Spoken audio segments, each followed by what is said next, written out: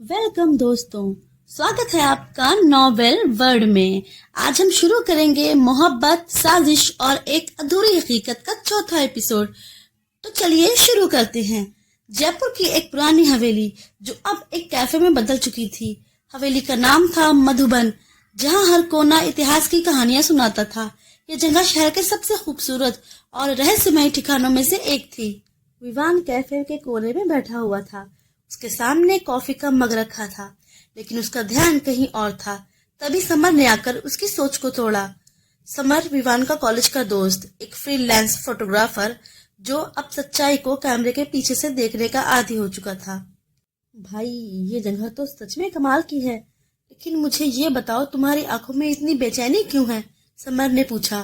विवान ने हल्की मुस्कान के साथ कहा, कुछ नहीं, बस एक पहेली सुलझाने की कोशिश कर रहा हूँ। समर ने उसे टोकते हुए कहा, आयरा है ना? विवान चौंक कर बोला, तू कब से मेरे दिल को पढ़ने लगा? जब से तेरी आंखों में उसकी परछाई देखी है, समर ने मजाकिया अंदाज में कहा। दूसरी तरफ आयरा उसी कैफे में रिद्धिमा से मिलने आई थी। रिद्धिमा आई तो दोनों ने एक दूसरे को गले लगाया। कैसी है तू? आयरा ने पूछा। बिल्कुल भी अच्छी नहीं थी, लेकिन अब तुझसे मिल ली हूं ना, अब अच्छी हो जाऊंगी, रिद्धिमा ने मुस्कुराते हुए कहा। और वैसे मेरे पास तेरे लिए कुछ खास बातें हैं। खास बातें? क्या हुआ? आयरा ने गंभीरता से पूछा। रिद्धिमा की मुस्कान अचानक गायब हो गई। आयरा ने हल्की हंसी के साथ कहा, अरे तेरा ये सीरियस मूड देखकर तो मुझे डर लग रहा है। क्या हुआ? रिद्धिमा ने जवाब दिया, डरने की बात नहीं है, लेकिन जो मैं तुझे बताने वाली हूँ उसे सुनने के लिए तैयार रहना। आयरा थोड़ी चौंकी। ऐसा क्या है? तुझे याद है जब हम स्कूल में थे, तब तू एक लड़के के बारे में बात करती थी, वो जो हमेशा तेरी मदद करता था, लेकिन तुझे उसका नाम नहीं पता था? आयरा ने हैरानी से कहा, हाँ, लेकिन वो तो बहुत पुरानी बात है, तू अचानक उस बारे में क्यों पूछ रही है? रिद्धिमा ने एक गहरी सांस ली और कहा, क्योंकि मैंने उसे देखा है। क्या? आयरा की आंखें चौड़ी हो गईं।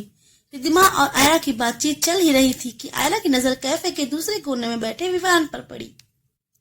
वो यहाँ क्या कर रहा है? आयरा ने खुद से कहा। रिद्धिमा ने मुस्कुराते हुए कहा, तो ये है वो लड़का जिसने तेरे दिल का चैन चुरा लिया है। बकवास मत कर, मुझे उससे कोई मतलब नहीं। आयरा ने झुंझला कर कहा। अच्छा, कोई मतलब नहीं? फिर तेरी आंखें उसी पर क्यों टिक रही हैं? रिद्धिमा ने चुटकी ली। इसी बीच कैफे की मालकिन शीला आंटी ने आयरा और रिद्धिमा को देखा। वो अपनी आदत के मुताबिक उनके पास आई। बेटा, मैं चेहरों को पढ़ने में माहिर हूँ और तुम्हारी आंखें बता रही हैं कि तुम्हारा दिल किसी उलझन में है। आयरा ने झिझकते हुए कहा, नहीं, ऐसा कुछ नहीं। शीला आंटी मुस्कुराई और कहा, झूठ बोलना अच्छी बात नहीं बच्ची। कभी कभी जो हमें परेशान करता है वो हमारे सामने ही होता है, बस हम उसे समझने में देर कर देते हैं। आयरा ने कोई जवाब नहीं दिया, लेकिन उसके मन में शीला आंटी की बातों ने हलचल मचा दी।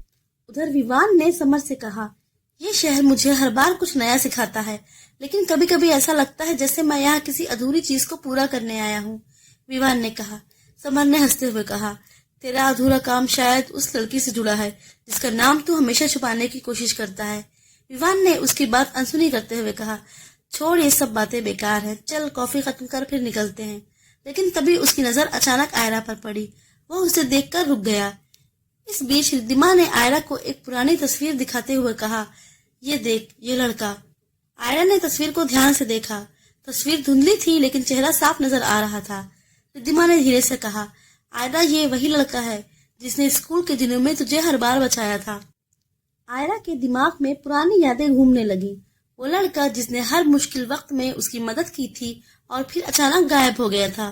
तभी कैफे के दूसरी ओर खड़ा विवान अपनी सीट से उठा और गलती से रिद्धिमा की तरफ बढ़ते हुए उनका ध्यान खींच गया।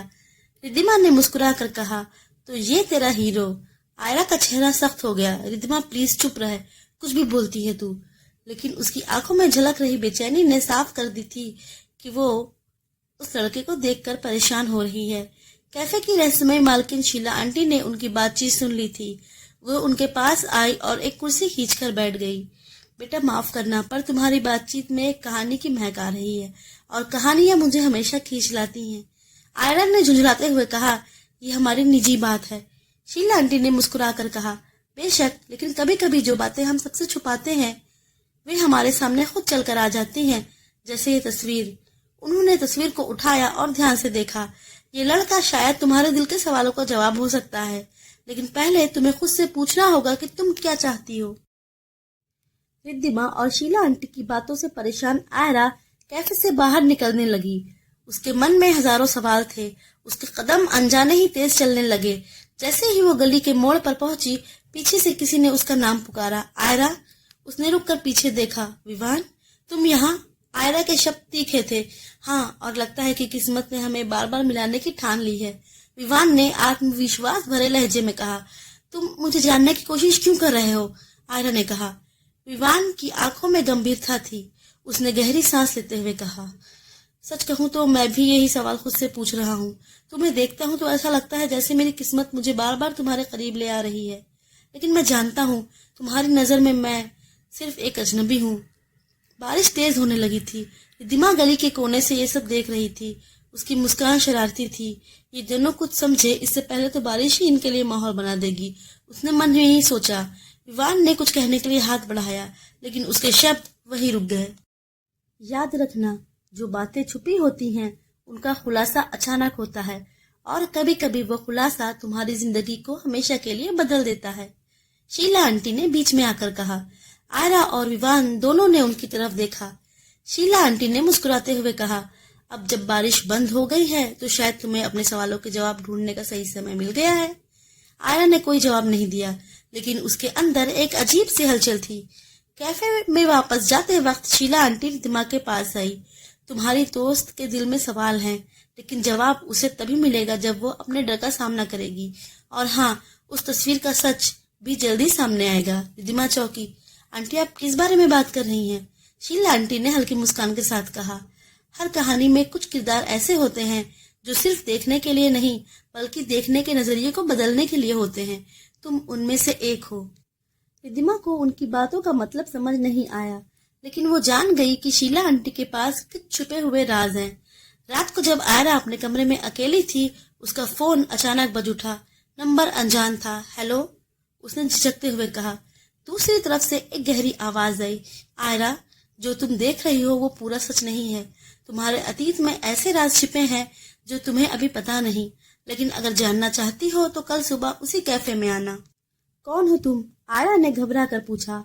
सच का एक हिस्सा, आवाज ने जवाब दिया और फोन कट गया। अगली सुबह आयरा ने तय किया कि वो इस कॉल का जवाब ढूंढेगी। वो कैफे पहुंची, लेकिन वहां कोई अजनबी नहीं था। सिर्फ एक पुरानी डायरी उसके नाम से रखी गई थी। डायरी के पहले पन्ने पर लिखा था, तुम्हारा अतीत सिर्फ तुम्हारा नहीं है, बल्कि यह एक ऐसी कहानी है जिसने कई जिंदगियों को बदला है। इस कहानी की पहली कड़ी जानने के लिए शाम को हवेली के पीछे वाले बगीचे में आओ। आयरा के दिल की धड़कन तेज हो गई। ये सब क्या हो रहा है? उसने खुद से कहा। पुरानी हवेली का बगीचा। बारिश की हल्की फुहारों ने हवेली के बगीचे को और भी खूबसूरत बना दिया था। आयरा धीरे धीरे अंदर की ओर बढ़ रही थी। चारों ओर सन्नाटा था और उसके कदमों की आवाज साफ सुनाई दे रही थी। वह अभी तक उलझन में थी कि डायरी और उस कॉल का क्या मतलब था। जैसे ही वो हवेली के पीछे वाले बगीचे में पहुंची, उसे झूले के पास कोई खड़ा दिखाई दिया। वो कोई और नहीं बल्कि विवान था। तुम यहाँ क्या कर रहे हो? आयरा ने चौंक कर पूछा। विवान ने उसकी ओर देखकर हल्की मुस्कान दी और कहा, यही सवाल मैं तुमसे भी पूछ सकता हूँ, लेकिन लगता है हमारे सवालों का जवाब एक ही जगह पर है। आयरा थोड़ी असहज हो गई। क्या तुमने मुझे फोन किया था? उसने सीधा सवाल किया। विवान ने हैरानी से कहा, फोन नहीं, मुझे किसी ने एक डायरी भेजी थी। उसमें लिखा था कि मुझे यहाँ आना चाहिए। आयरा ने उसकी बात सुनी और सोचा, क्या ये कोई खेल है या कोई सच में हमें यहाँ बुलाना चाहता था। तभी बगीचे के पास रिद्धिमा आती दिखी। उसके चेहरे पर चिंता साफ झलक रही थी। आयरा, तुम यहाँ? उसने चौंक कर पूछा। आयरा ने उसे डायरी और फोन कॉल के बारे में बताया। रिद्धिमा ने बात को ध्यान से सुना और फिर कहा, ये सब अजीब लग रहा है। रिद्धिमा ने विवान की ओर देखा और कहा, तो आप वही हैं जिसने आयरा का सामान चुराया है? विवान ने गंभीरता से कहा, क्या मैं आपको चोर दिखाई देता हूँ? लगते तो नहीं हो, लेकिन तुमने चोरी की है। आयरा ने बीच में टोकते हुए कहा, ये क्या बात कर रही हो रिद्धिमा? विवान ने मेरा कौन सा सामान चुराया है? रिद्धिमा ने चुटकी लेते हुए कहा, अरे तेरे दिल का चैन, रातों की नींद और दिन का सुकून चुराया है ना इसने। आयरा ने रिद्धिमा को घूरते हुए कहा, बकवास बंद कर। विवान हल्का सा मुस्कुराया और बोला, आयरा, तुम्हें याद है स्कूल में एक लड़के ने तुम्हारी पेंटिंग बचाई थी? वो लड़का मैं था आयरा। आयरा ने चौंक कर कहा, तुम वो नहीं हो सकते।